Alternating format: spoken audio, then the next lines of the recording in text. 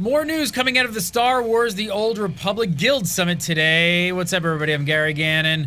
On the line, I got Mr. Scott Hawks. We're going to talk about some P versus P action. Scott, what do they talk about at the PvP Summit or panel? Well, the first thing talked about was the new war zone. They called it Navari Coast or Navari. What can you tell me about that? What do we know? Well, it's going to be a same faction play on that map, so don't worry if there's too many republics sitting at home twiddling their thumbs refusing to play. The Empire's not going to be stuck in Hutball all day long anymore. They're going to have a new map to go beat each other up on.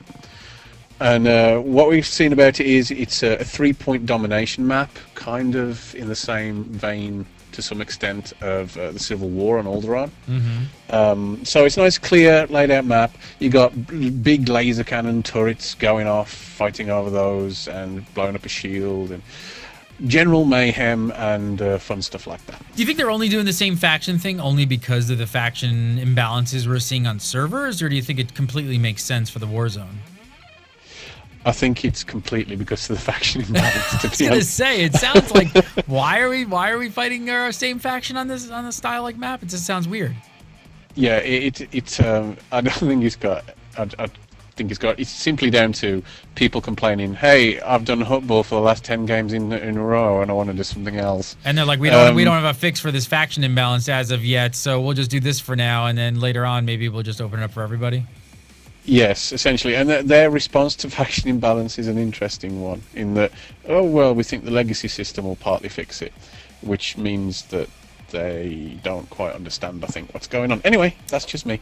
Yeah, but you digress, sir. I'm just a bitter cynic, what can I say? Well, you're a Brit, you're supposed to. Okay, cool. There you go. You're allowed to.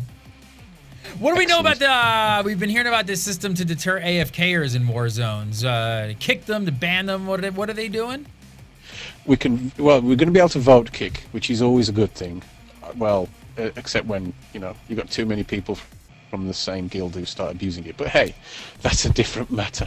Yeah, we're going to get vote kick, but to me the most interesting part of it is the way the medals are going to be changing, because medals are going to become modifiers. So if you have no medals, you're going to end up with nothing, because you need medals to multiply what you're going to get as rewards. So if you just sit in a corner doing nothing, you're not going to get any medals, you're not going to get any rewards, which is a good way of taking care of it. Plus what they're doing is they're going to get rid of the AFK through that sort of incentive, and they're also going to stop people farming by giving you medals for winning the game quicker, which is smart. But the thing that makes me jump up and down for joy, spin around and sing hallelujah, is in Hutball, if you catch the ball, you get a medal. If you score, you get a medal. And how about if I pull you into the green goo? Do I get a medal? No, but you just get to smile knowingly and smack me around the head as a die. Damn, so. I was so hoping for one to pull somebody into the green goo. That is such a good medal just called rope. Or something just like rope, that. Ghostbusters rope. Or something. I don't know. Ranked PvP. What do we know about? We hear any more info about ranked PvP? Well, it's going to be in with 1.2. You're going to be able to walk around saying, "I'm a higher rank than you, aren't I?" Special. Absolutely.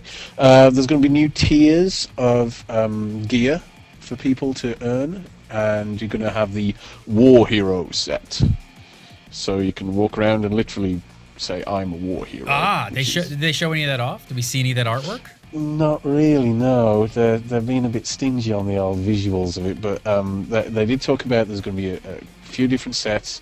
It's going to really sort of push towards that idea of differentiating between the top end sort of players, and I think it's something certainly that it needed to go towards, especially for people at 50. You were like, great, I've got all my bags, I don't want to buy any more bags, thank you, I just want some more gear. Bags. Let's just hope they don't reuse something and make it a different color. I hope it's cool. It better be cool. I think it'll probably be cool, even though they didn't show it. All right, what about my favorite sweater subject in the whole entire world? I hold it dear to my heart. You know what I'm laughing. You're laughing already. Terra. I'm talking about Terra. No, Ilum. No, Ilum. okay. Ilum. Oh, Ilum. Oh, that's okay. my favorite Ilum. P versus P debacle. Did they have any info about Ilum? Yeah, my favorite quote of the day no, second favourite quote of the day was this. Ilum has some problems. which I think was one of the most wonderful piece of comedic understatement I'd heard all day. Basically, they said, yeah, it's a mess. And they literally used the term going back to the drawing board. So they've said later this year, which didn't exactly fill me with, like, hope for a fix right now. If they're going to wait until later this year, and it's going to take till later this year to fix it, and they need to go back to the drawing board, what's sitting there now? Is what I essentially ask myself.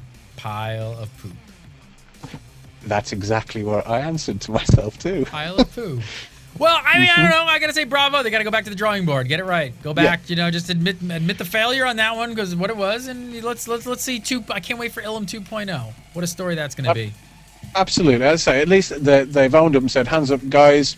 You're right. It's a mess. We're gonna start over. Good for them. All right, Scott. Thanks so much for all of that.